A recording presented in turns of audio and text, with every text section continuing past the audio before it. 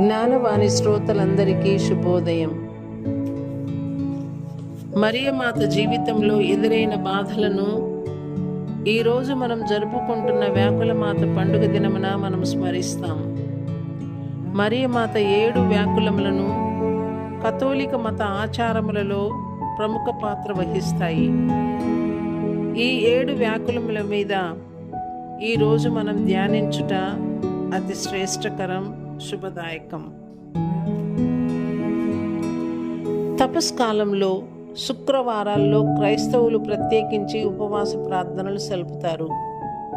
అదేవిధంగా మేరీమాత జయంతి సెప్టెంబర్ 8న జరుపుకున్న తర్వాత ఆ రోజు నుండి మొదలుపెట్టి సెప్టెంబర్ 15వ తేదీ వరకు మేరీమాత 7 వ్యాకులములను ధ్యానించుటను క్రైస్తవులు ఆచరించటం పరిపాటి. యేసు అనుభవించిన శ్రమలు, మరియమాత అనుభవించిన వ్యాకులముల మధ్య ప్రత్యేక బంధం ఉంది. దేవుని తల్లిగా ఆ తల్లి గొప్ప బాధలను భరించాల్సి వచ్చింది. అవి యథార్థంగా బహు దుఃఖపూరితమైన వ్యధలు. ఆ తల్లి అనుభవించిన ప్రధాన వ్యాకులములు 7. పవిత్రుడు, నిర్దోషి అయిన తన కుమారుడు అతి క్రూరంగా చంపబడుతుంటే ఏ తల్లి అయినా చూడగలదా? ఆ బాధ ఆమె హృదయం తట్టుకోగలదా? వ్యాకులమాత కుమారుడు ఆమె కన్నుల ముందే సిలువలో వేలాడుతూ అతి ఘోరంగా చంపబడి ఉన్నాడు. క్రైస్తవ మతం యొక్క కేంద్ర బిందువు క్రీస్తు మరణ పునరుత్థానములే. వానిలో మన తల్లి వ్యాకులమాత పాల్గొంది. సిలువ పీఠం క్రింద నిలిచిన ఆ వ్యాకుల భరిత మరియా ఆమె తన కన్నులతో తన కుమారుని బాధలను చూడటం ఎంత బాధాకరం.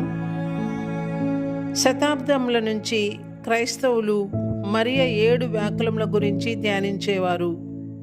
ఈ 7 వ్యాకులములు బైబిల్ సంఘటనలలో వివరించబడి ఉన్నవి. అవి ఇప్పుడు ధ్యానించుకుందాం. మొదటిది, దేవాలయంలో వృద్ధుడైన సిమియోను దీర్ఘదర్శి మరియతో పలికిన ప్రవచనం. 2, బాలయేసును పొత్తిలలో పట్టుకొని 300 మైళ్ళ దూరంలో ఉన్న ఈజిప్ట్ దేశమునకు పారిపోవుట, ఆ దేశంలో పరదేశిగా జీవించాల్సి వచ్చుట. 3, బాలయేసు 12 ఏళ్ల ప్రాయంలో జెరూసలేం తీర్థయాత్రలో తప్పిపోయి 3 దినాలు కనబడకపోవుట. 4, యేసు కలువరి కొండకు సిలువ మోసుకొని పోవుతూ మార్గ మధ్యంలో దేవమాతకు ఎదురుపడుట. 5, యేసు సిలువపై అవమానంగా కొట్టబడుట. 6, యేసు సిలువ క్రింద నిలబడి ఆ తల్లి ప్రభుని దీనావస్థను కండ్లారా గాంచుట మరియు ప్రభు హృదయము ఈట చేయబడుటను చూడటం. 7, యేసు మృత కళేబరాన్ని తన ఒడిలో పదవి పట్టుకొని భూస్థాపితం చేయాల్సి వచ్చుట. తల్లి మరియా ఈ 7 వ్యాకులములను భరిస్తూ వ్యాకుల భరితగా విశ్వాస జీవితంలో అతి విశ్వాసంతో నడిచి తన కుమారునితో కలిసి సిలువ వరకు నడిచి అతని బాధలలో పాలు పంచుకొని ఆయన బలిలో ఐక్యత చెందింది. దేవదూత పలికిన శుభవచనమునకు అవును అని చెప్పటం కల్వరిలో పరాకాష్ఠకు చేరింది. తన కుమారుని శ్రమలలో ఆమె సంపూర్తిగా పాలు పంచుకుంది. దేవుని కుమారుని తల్లి మానవ జాతి రక్షణ వేదనలో సంపూర్ణంగా పాల్గొంది. పునీత బెర్నార్డు వారు చెప్పినట్లుగా సిమియోను ప్రవచనములో మరియా వేద హింసలు పొడచూపాయి. మన ప్రభుని శ్రమలకు ముందే ఆమె శ్రమలు అనుభవించింది. వృద్ధుడైన ఆ సిమియోను బాలయేసును గురించి ఈ బాలుడు వివాదాస్పదమైన గురుతుగా నియమింపబడి ఉన్నాడు అని మరియతో నీ హృదయంలో నీకు ఒక ఖడ్గం దూసుకొని వెళ్తుంది అని ప్రవచించారు. వ్యాకులమాత పండుగ మనలో శ్రమలను ఓర్పుతో భరించుటకు విశ్వాసంతో నమ్మకంతో ముందుకు సాగు వరమును ప్రసాదిస్తుంది.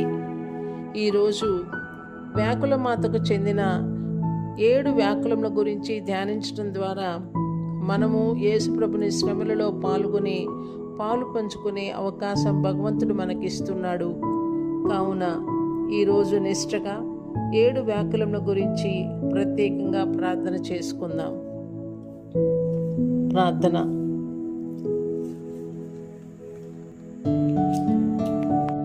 మా నాథుడైన యేసువా, మీ తల్లి అయిన కన్య మరియమ్మ మా కొరకు ఇప్పుడును మా మరణ సమయమందును మీ దయ కొరకు ప్రార్థించను.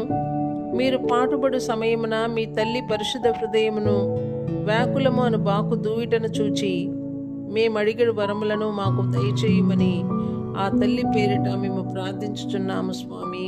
ఆమెన్.